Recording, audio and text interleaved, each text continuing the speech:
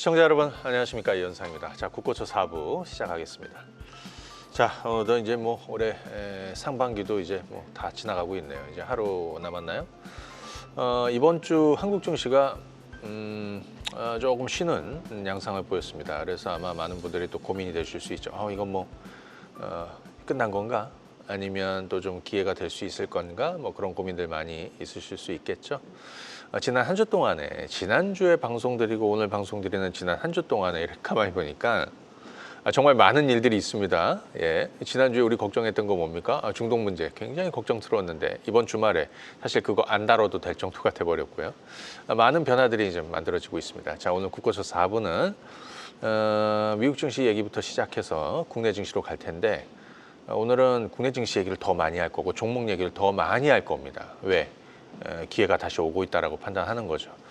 그리고 오늘 시청하시는 분들, 제가 한 8개월 만인 것 같아요. 한 7, 8개월 된 것 같은데 오늘 끝나고 와우넷에서 오늘 오랜만에 공개 방송 한번 잡혀 있습니다. 잠시 뒤에 좀 소개를 해드릴 거고요. 그리고 오늘 상담 필요하신 분들은 뒷부분에 저희가 좀 상담 이어가도록 할 테니까 미리 신청해 주시면 잠시 뒤에 연결해 보도록 하겠습니다. 자, 그러면 이제 미국 시장부터 좀 보도록 하겠습니다. 자, 이번 주말 미증시 또 뭐 지난 한 주 동안의 미증시는 굉장히 견조하게 흘러가고 있다. 네, 자, 이렇게 볼 수 있겠죠. 지금 다우 같은 경우에는 한 1% 간밤에 올랐습니다. 그 다음에 나스닥도 0.5 정도 상승했고요. 그 다음에 S&P 500도 0.5. 나스닥하고 S&P 500은 신고가에 진입했습니다. 뭐 장난 아니게 미국 시장도 좋아지는 분위기입니다. 간밤에 있었던 뭐 사실 최근 들어서는 또 뭐 매크로 쪽이나 아니면 뭐 경제 지표들이 그렇게 뭐 중요하다고 그렇게 반영이 되지는 않는 뭐 그런 상황인 것 같아요. PC도 그렇고 예상치에 좀 부합해주는 이런 내용이었고 오히려 관세 관련한 잡음이 이제 많이 해소가 되었죠. 그래서 지금 뉴욕 증시 S&P 500 뭐 나스닥 사상 최고 이렇게 좀 얘기가 나오고 있는데 지난 한 주 동안에 보면 이스라엘 이란 문제는 굉장히 좀 재미나게 흘러왔습니다. 예, 물론 전쟁이 빨리 끝나서 또 휴전을 빨리 만들어내서 중동 리스크 해소가 되었고 그 다음에 유가도 급락을 했어요. 잠시 뒤에 보겠지만 그리고 지금 미증시 같은 경우에는 또 특히 이번에 트럼프가 중국과의 이 무역협정을 맺었다라고 하죠. 뭐 마무리 지었고 무역협정을 맺었다. 그리고 인도와도 준비를 하고 있는 거라고 좀 알려져 있고 베센스 재무장관은 9월 1일까지 12개국 이상의 무역협정을 마무리하겠다. 뭐 이런 내용들, 협상을 마무리하겠다. 이런 내용들도 시장이 좀 긍정적이었다. 오늘 지금 화면에 보시는 것처럼 장중에 한번 출렁임이 좀 있었습니다. 그거는 캐나다하고 협상에서 좀 잡음이 좀 있었던 거죠. 자, 우리 그만할래? 아니야. 계속 진행할 거야. 뭐 이런 잡음, 시장에서 잡음이 좀 있어서 장중에 지금 뭐 나스닥도 그런데요. 일단 좀 한번 좀 변동이 있었지만 다시 상승세로 좀 이어가고 있다. 그래서 관세 관련한 뭐 불확실성은 여러분들도 뭐 충분히 생각하실 수 있겠죠. 뭐냐면 그러면 이제 유예되었던 7월 9일 이후에는 어떻게 되는 거냐. 자, 그런데 그것이 연장될 가능성이 상당히 좀 높은 분위기로 가고 있습니다. 뭐 전날에도 트럼프 참모진들이 뭐 그런 발언이 있었죠, 그죠? 그리고 예를 들어 스티븐 미란 위원장도 뭐 유예될 거라, 연장될 것이다, 뭐 이렇게 얘기 나오고 있기 때문에 그 불확실성도 뭐 크지는 않았던 그런 상황이다. 오늘은 미국 시장 얘기는 좀 간단히 좀 말씀을 드리고 또 미국 주식들 보시잖아요. 좀 이따가 좀 재밌는 것들 제가 꾸준히 한 주 쉬지 않고 말씀드렸던 종목군들이 있는데 한번 좀 말씀을 드릴 거고, 자, 일단 지수 한번 보겠습니다. 다우존스 산업지수는 아직 고점을 넘기지는 못했습니다. 예, 왜냐하면 지금은 이쪽이 전통주 중심의 다우지수가 주인공이 아니잖아요. 자, 우리 그러면 나스닥 먼저 한번 보겠습니다. 나스닥은 2200선의 고점을 이제 넘기고 있습니다. 예. 이렇게 되면 많은 분들이, 제가 이제 이 데칼코마니 얘기를 좀 많이 드렸는데 이게 지난 4월 달에 증시가 폭락했던 관세 전쟁으로 해서, 자, 그런데 뭐 사실 그게 이런 식으로 갈 거라는 거는 뭐 저뿐이 아니라 많은 분들이 얘기해 드렸을 거고요. 그 다음에 이제 관전 포인트는 조금 바뀌겠죠. 그래서 앞으로 미국 시장이 더 좋아진다는 거야? 뭐야? 이렇게 물어보신다면 그럴 가능성이 상당히 높죠. 그동안에는 중동 리스크가 이제 잡음의 어떤 이슈를 좀 만들어냈고 이제 해소가 되었죠. 또 하나는 관세 문제가 있었습니다. 관세도 가장 큰 그죠? 딜이 이루어진 거 아니겠습니까? 벌어지고 있습니다. 앞으로는 관세하고 보다는 감세, 그죠? 감세. 그 다음에 금리. 금리 인하 가능성이 하반기 상당 부분 나오고 있습니다. 최근에 막 군부를 떼고 있는 것 같아요. 파월의 후임자로. 그래서 크리스토퍼 윌러 연준 이사도 그렇고 미셸 보우먼이나. 근데 이 두 분이 조금 더 좀 비둘기적인 발언들을 좀 하고 있습니다. 금리 빨리 내려야 된다라는. 근데 아이러니하게도 트럼프 일기 때 트럼프가 지명한 분들이에요. 그래서 아무튼 하반기에는 금리 인하가 좀 빨라질 수 있겠고 또 그다음에 관세에서 또 감세로 좀 이어지는 이런 관전 포인트가 만들어질 것이다. 그다음 보니까 트럼프가 AI 육성에 대한 어떤 의지를 분명히 또 가지고 있는 것 같아요. 행정명령으로 좀 추진하려고 한다라는 내용들도 같이 좀 참고하시면 좋을 것 같습니다. 자, 그러면 유가부터 한번 볼까요? 예, 유가, 국제 유가. 지난번에 우리 이제 중동 문제가 한참 정말 불안했을 때 그거를 사실 중동 정세를 파악하고 이거 너무 복잡하니까 그냥 유가로 판단하자. 그죠? 예, 일단 유가는 여기가 고점이었습니다. 대략 한 77, 78이었거든요. 이게 지금 65달러까지 내려와 있는 상황입니다. 이제 앞으로 당장은 유가를 보여드릴 일이 별로 없을 것 같습니다. 필라델피아 반도체 지수 한번 보겠습니다. 이거는 정말 제가 계속 말씀드리는 반도체주들. 제가 지난 4월 이후에 아마 국고처 시청을 이 사업을 계속 시청하시는 분들은 미국 주식에서 제가 10가지 종목이면 10개 중에 9개, 8개에서 9개 정도는 다 반도체를 계속 얘기하고 지난주도 마찬가지고요. 지지난주도 마찬가지, 한 달 전도 마찬가지고 2달 전 4월 이후에 계속 그렇게 와 있습니다. 필라델피아 반도체 지수가 3,500이었고 3,300이 저점이었거든요. 지금은 5,500까지 올라왔습니다. 지금 5,500선에서 이 직전에 있었던 물량대를 좀 해소하고 있는 것 같다. 정고점이 얼마냐면 5,900이에요. 5,900. 5,900포인트? 야, 너 갈 것 같아? 당연히 갈 것 같고요. 넘을 가능성이 상당히 높다. 이렇게 보여집니다. 특히 가장 중요한 거는 반도체 수요를 끌어낼 수 있는 AI인데 오늘 이런 내용도 좀 있어요. 론캐피탈인가요? 론캐피탈의 그 보고서 보니까 AI 보고서 2028년인가 2028년 정도 되면 대략 한 2조 달러까지 시장이 커질 것이다. 굉장히 긍정적이죠. 결국에는 이것이 다 반도체 수요로 이어질 수 있다라는 이런 내용입니다. 자, 이거 좀 빨리 해서 그러면 종목들 좀 몇 가지 보고 국내 증시 얘기로 좀 넘어가도록 할 텐데. 미국 주식은 오늘 반도체 얘기 좀 할게요. 엔비디아. 아마 지난 4월 이후로 계속해서 엔비디아 얘기를 드렸습니다. 제가 엔비디아가 사실 140, 150에서 여기 매력이 없다라고 그랬어요. 여기 지난 1월, 2월 달에. 그런데 얘가 증시가 떨어져갖고 100달러 아래로 깨지고 110달러 아래로 깨졌던 지난 4월에는 무슨 얘기를 드렸냐면 이런 기회가 없다라고 그랬습니다. 왜? 최소한 직전 고점까지 가더라도 100 아래에서 사서 또는 100 초반에 사서 110 아래에서 사서 140, 150을 갈 수 있으니까. 자, 그런데 지금 150달러를 넘어서 신고가로 진입을 하고 있습니다. 엔비디아. 엔비디아 주가 전망에 대해서는 계속해서 목표가를 좀 왜냐하면 워낙 확고한 지위를 가지고 있죠.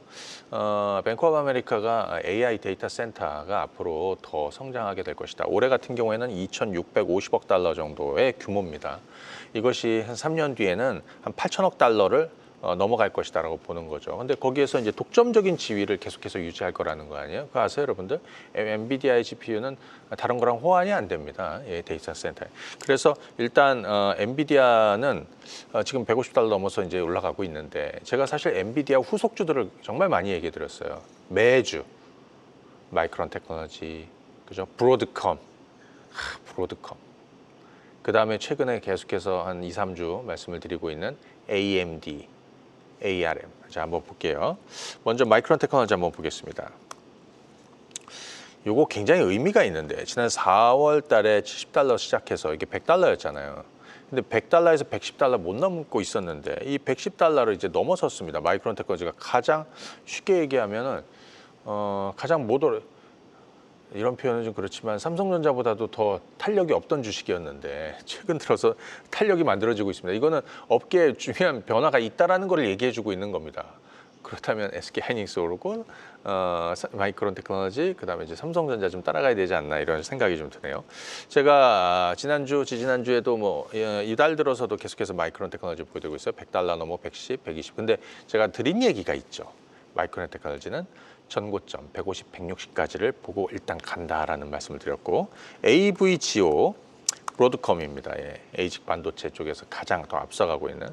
근데 이거는 소개를 굉장히 오랫동안 드려왔어요. 지난 4월부터 매주 쉬지 않고, 그죠? 예, 매주 쉬지 않고 소개를 드렸는데 제가 엔비디아는 150달러에서 한번 좀 걸칠 것 같다 이런 얘기를 좀 드렸었는데 이 브로드컴은 장기 투자를 이거 어차피 넘어설 거고 그냥 장기 투자로 가시라는 얘기를 계속 말씀을 드렸습니다. 일관되게 브로드컴도 지금 보니까 목표 주가를 최근 들어서 막 상향하는 쪽이 좀 많이 나오고 있어요. 뭐 최근에 240달러 주가를 대략 뭐 HSBC는 한 400달러 정도까지 봐야 된다라는 뭐 이런 얘기도 좀 나오고 있는데 지금 여기가 한 150 정도 됐고요. 여기가 한 200달러였습니다. 이전 고점이 얼마냐면 250달러였습니다. 넘을 거라고 그랬죠. 넘었고요. 지금은 270달러 수준으로 올라가고 있는데 개인적으로 장기전으로는 앞자리가 3, 4자리를 볼 수 있지 않을까? 언제쯤? 가보시면 되겠죠. 예, 제가 계속 볼 거니까. 예, 자, 그 다음에 제가 최근 2, 3주 동안에 좀 새로운 것들을 한 2종목 정도 말씀을 드리고 있어요. AMD하고, 그죠? ARM입니다. AMD는 관심 있는 분들이 많은데 거의 포기하신 분들이 많죠. 왜냐하면 엔비디아하고 경쟁이 안 되니까. AMD는 이제 두 가지를 합니다. 하나는 GPU 만들고 하나는 CPU 만듭니다. 예. AI 서버에 적용되는 거, 뭐 CPU, GPU, 그죠? GPU는 엔비디아하고 경쟁하고 있고 CPU는 인텔이나 뭐 이런 쪽이랑 지금 경쟁하고 있죠. 근데 최근에 인텔의 어떤 MS도 좀 많이 좀 빼오고 있는 그리고 지금 AMD가 최근 들어서 좀 좋아지고 있는 분위기라는 말씀을 드렸잖아요. 장기 추세가 이렇게 떨어지다가 근래 들어서 제가 아마 이거 120달러, 125달러 정도 소개를 해드린 것 같아요. 지금 보면은 140달러까지 올라와가지고 지금 차분히 올라가고 있습니다. 저는 개인적으로 장기적으로 보고 가셔야 되지 않나 싶습니다. AMD. 네, 그다음 ARM 한번 보겠습니다. 팹리스, 암홀딩스 한번 보시죠. 이 종목은 아마 이 국고초 굉장히 오랜 시간 시청하시는 분들은 아실 텐데 제가 지금 제 얼굴 뒤에 가려져 있는 이게 상장을 얼마에 70달러에 상장을 했습니다. 한번 내려줘 보실래요? 제 얼굴 좀. 이게 여기가 언제냐면 2023년도에요. 70달러에 상장을 했어요. 근데 제가 요거 좀 지켜보시자고 그랬죠. 그러다가 50달러를 깨고 내려간 이 시점이 야 이건 정말 좋은 찬스가 왔습니다. 그래서 그때서부터 이게 아마 2024년 3년 한 10월 정도 됐던 것 같은데 그때서부터 제가 매주 소개를 드렸어요. 이 ARM.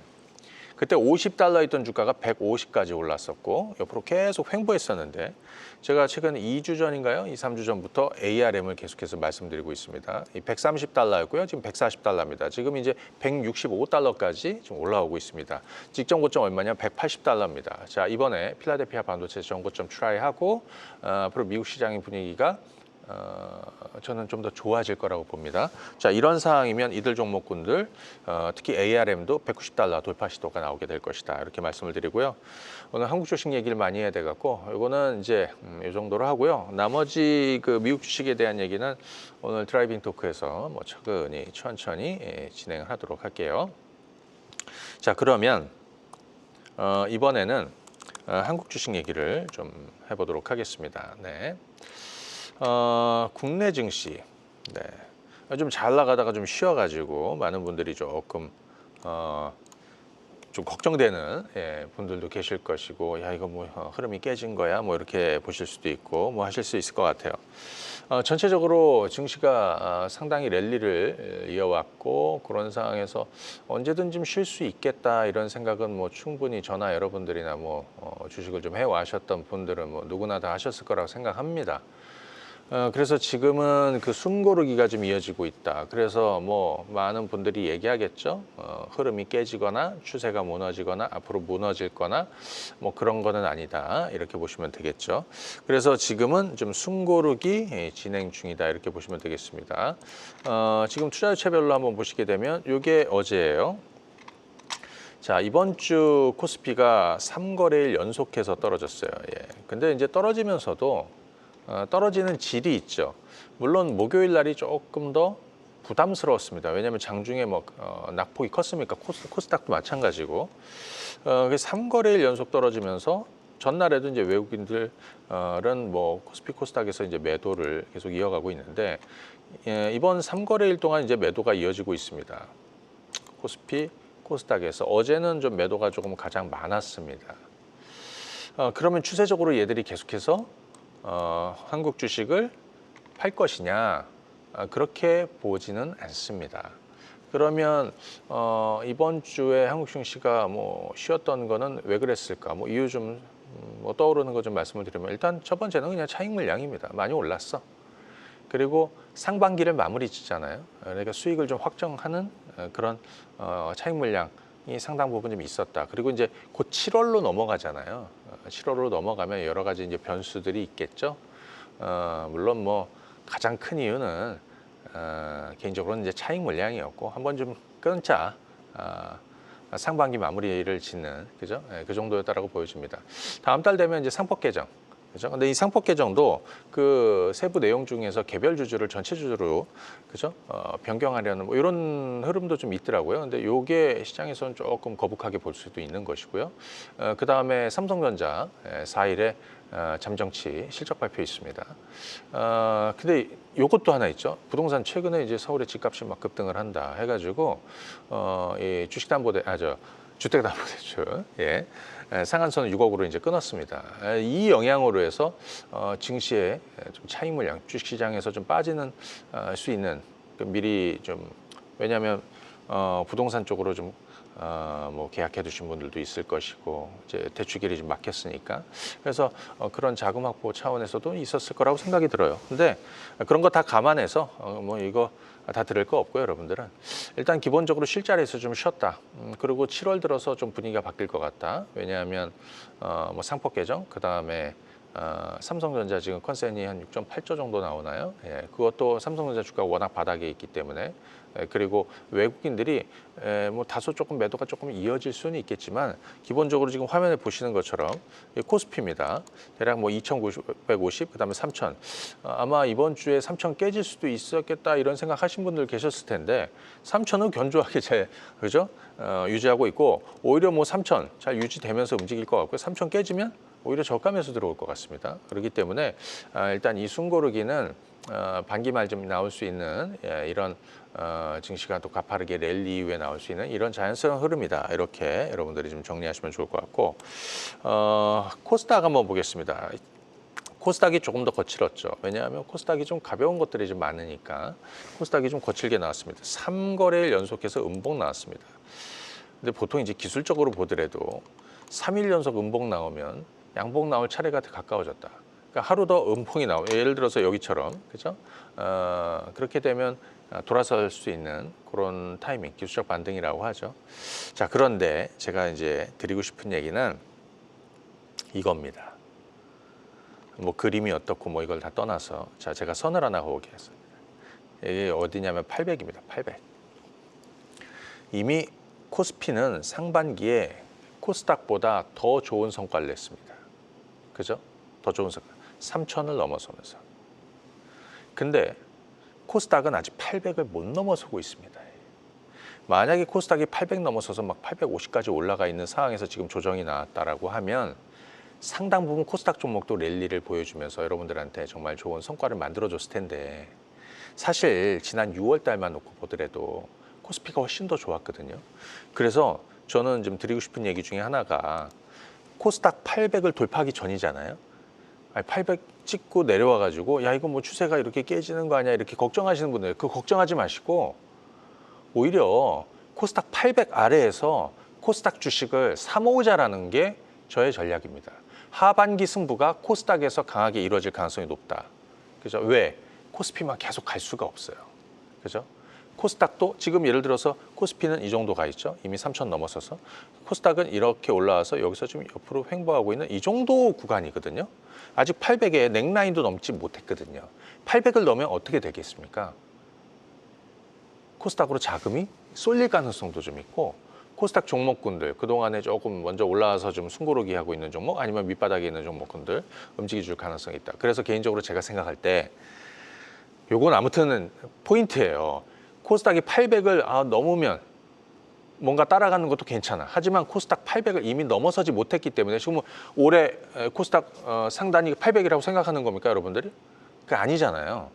여기는 너무나 지금 코스피 대비해서 괴리가 좀 심해요. 800을 넘어서게 될 것이고, 분명히 하반기에는 코스닥 랠리가 나올 가능성이 높다. 자, 그렇다면 그중에서 뭐 움직일 거냐? 대표적으로 여러 가지가 있겠지만 사이즈로 본다면 일단 첫 번째 반도체입니다. 반도체. 반도체는 지금 관세 불확실성에 발목을 좀 잡히고 있죠. 하지만 그것도 너무 반영하다 보니까 스물스물 저점을 조금씩 계속 올라오고 있어요. 반도체도. 그렇죠? 그 다음에 반도체와 더불어서 가장 또 피해를 보고 있는, 뭐 사실 피해라기보다는 못 오르고 있는 저 발바닥에 있는 2차 전지도 있습니다. 2차 전지. 그리고 기본적으로 AI는 어느 정부나 다 지금 드라이브를 걸고 있습니다. 우리도 마찬가지죠. AI, 로봇. 대표적으로 이 네 가지를 하반기 코스닥 800 넘어갔을 때, 그죠? 주목할 종목군이라고 봅니다. 그럼 800 아래에서도 주목해 봐야겠죠. 왜? 800 아래가 싸게 살 수 있는 거니까. 그렇죠? 가지고 계신 분들이라면 지금 무리하게 뭐 코스닥이 많이 빠져서 부담이 돼서 뭐 비중을 줄이고 팔아야 돼, 그렇게 생각하지 마시고요. 이쪽 섹터에서 가지고 계신 분들은 이 승부를 이어갈 필요가 있다는 거죠. 왜? 아직 확고하게 막 오르지 않았어. 야, 이거 시간 때문에 자세한 얘기는 좀 이따가 오늘 오래간만에 제가 와운의 공개 방송 한번 할 거거든요. 상반기에 많이 소외받으신 분들이나 하반기에 또 코스닥에서 기회가 올 수 있겠다라고 생각하는 분들은 오늘은 드라이빙 토크는 요거 끝나고 집에 가면서 할 거고요. 오늘 10시, 대략 10시에서 한 10시 한 10분 정도 될 것 같은데 와우넷으로 오셔야 됩니다. 오늘 와우넷에서 한 7개월 만에 오늘 공개 방송을 한번 할 겁니다. 정말 지금 뭔가 기회를 잡으시려는 분들은 어디로 가야 되느냐? 야, 저기 정말 많이 올라가서 예를 들어 지금 조선주 따라가야 되느냐? 아니면 무슨 뭐 지주사 이런 거 따라가야 되느냐? 그죠? 뭐 그럴 수도 있지만 저는 그쪽에서 승부를 보여드리고 싶지는 않아요. 그죠? 전 다른 제안을 좀 해드리고 싶어. 오늘 그 얘기를 할 겁니다. 응? 예, 자, 잠시 뒤에 만나 뵙기로 하고, 그러면 제가 이 시간 통해서 꾸준히 말씀드리고 있는, 점검해 드리면서 말씀드리고 있는 반도체 얘기. 뭐 미국 반도체주들은 워낙 또 잘 가고 있습니다. 반도체는 뭐 계속 말씀을 드려왔고요. 한국 반도체 좀 보도록 하겠습니다. 반도체 전성 시대가 올 것이다. 네. 상당히 저평가되어 있는 거 맞죠? 그렇죠? 자, 예를 들어서 이제 종목을 하나씩 한번 볼까? 삼성전자 한번 볼까요? 삼성전자 스물스물 조금씩 올려 세워주고 있는 그런 분위기입니다. 삼성전자. 어제 삼성전자 잠깐 한번 수급을 보시게 되면 아이고, 자, 이런 분위기예요. 자, 이런 분위기예요. 개인 투자자들이 어제 한 380만 주 정도 매도가 있었고, 반대로 이제 이쪽에서 매수가 있었습니다. 소위 제가 빅4 예, 투자 유치들 중에서 그냥 여러분들이 너무 많은 투자 유치들 다 볼 필요 없고 그냥 심플하게 이 네 가지를 보시면 된다. 예, 외국인 기관계 그 안에 이제 투시 내용 기금 이렇게 있는데, 자, 일단 한번 보시겠습니다. 지금 삼성전자 주가는 지금 6만 원 정도 올라오고 있습니다. SK 하이닉스하고 대비해서 굉장히 대비가 되죠. SK 하이닉스는 지금 여기 와 있잖아. 이미 신고가를 나 있고, 그렇죠? 삼성전자는 아직도 바닥이에요. 제가 삼성전자 이거 54,000원대 바닥, 55,000원, 6,000원, 7,000원, 8,000원, 6만 원 넘을 거고, 무슨 전략 들었습니까? 삼성전자 5, 6, 7, 8. HBM3 12단 샘플 출시가 이제 임박을 했다라는 소식도 좀 나오고 있습니다. 다음 주에 삼성전자 실적 잠정치가 나오죠. 자, 여기서 어떻게 돼요? 왜냐하면 주가가 상당 부분 너무 높은 시기에 실적은 눈높이가 높고 기대치가 커요. 근데 지금은 아무도 기대를 하지 않고 있어. 그죠? 나빠도 불확실성 해소라고 보는 거고 좋으면 좋은 거고. 자, 그렇게 봅니다. 그래서 삼성전자는 6만 원 아래에서 접근해서 시간 투자를 하는 겁니다. 너 얼마 갈 것 같아? 그런 건 물어보지 마세요. 예. 최소한 하반기를 쭉 가야 돼. 예. 자, 5, 6, 7, 8 전략 말씀을 드렸고 SK 하이닉스 보겠습니다. 이쪽은 뭐 계속 탄력받아서 갑니다. 제가 SK 하이닉스를 아주 굵직한 변곡점을 몇 번 얘기했어요. 첫 번째는 2023년 1월, 그죠? 2023년입니다, 여기. 삼성전자, SK하이닉스 바닥 투자를 시작하십시오라고 한 게 2024년 1월입니다. 이때는 아무도 반도체 안 하려고 해서 왜? 주가가 너무 많이 떨어져서 1년 내내 떨어졌거든요. 그러면서 제가 관련 소부장도 지금 사두면 됩니다. 그래서 그때 반도체 굉장히 많이 했어요. 2023년 1월부터 엄청난 성과를 냈습니다. 그런데 그때 제가 SK하이닉스하고 삼성전자는 1년 반을 보유하시라고 그랬어요. 1년 반. 1년 반.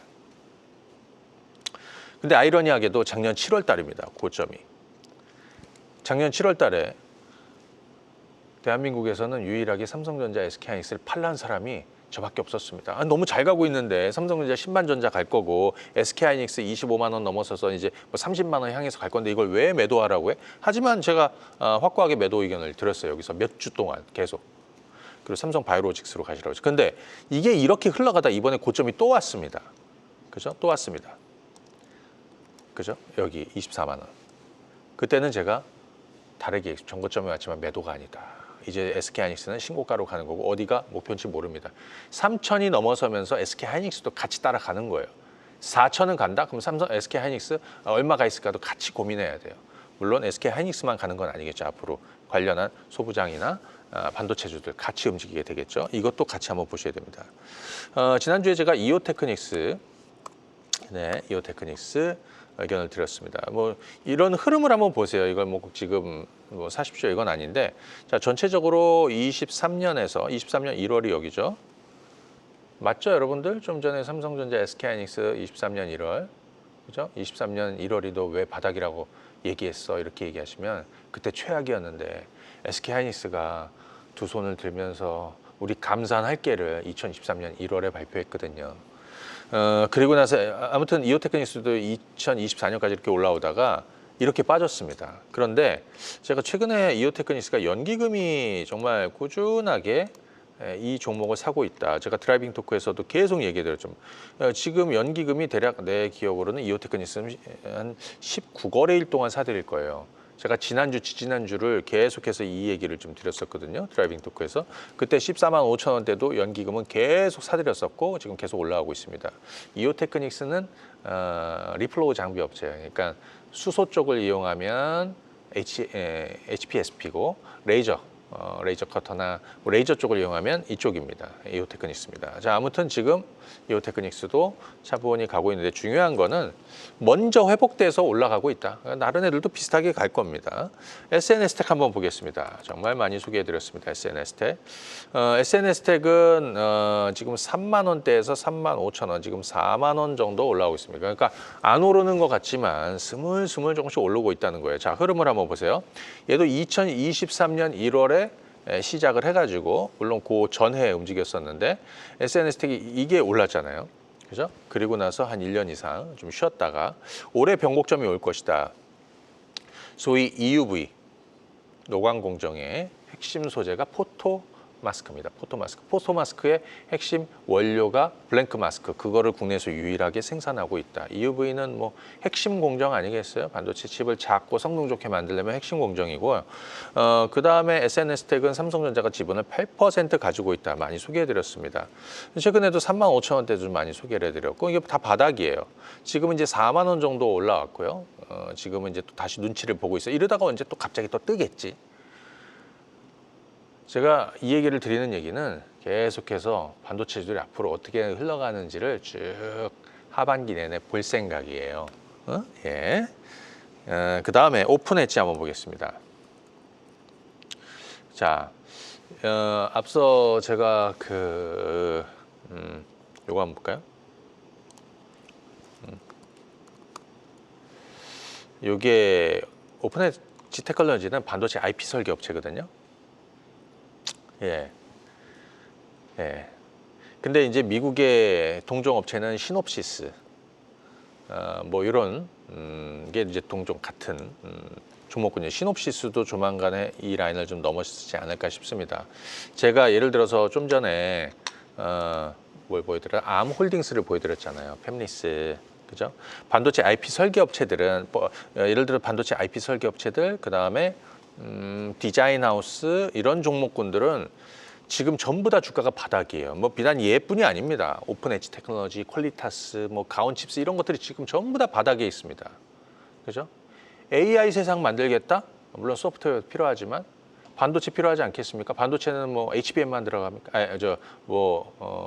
지금 뭐 AI 때문에 HBM만 많이 움직였죠. D램 라인 그쪽으로 많이 가서. 하지만 D램이나 낸드 이거 다 그죠? 반도체는 소재, 장비, 그 다음에 또 이런 디자인하우스, IP 설계 업체들 이런 것까지 해갖고 전부 다 지금 바닥 탈출을 시도하고 있어요.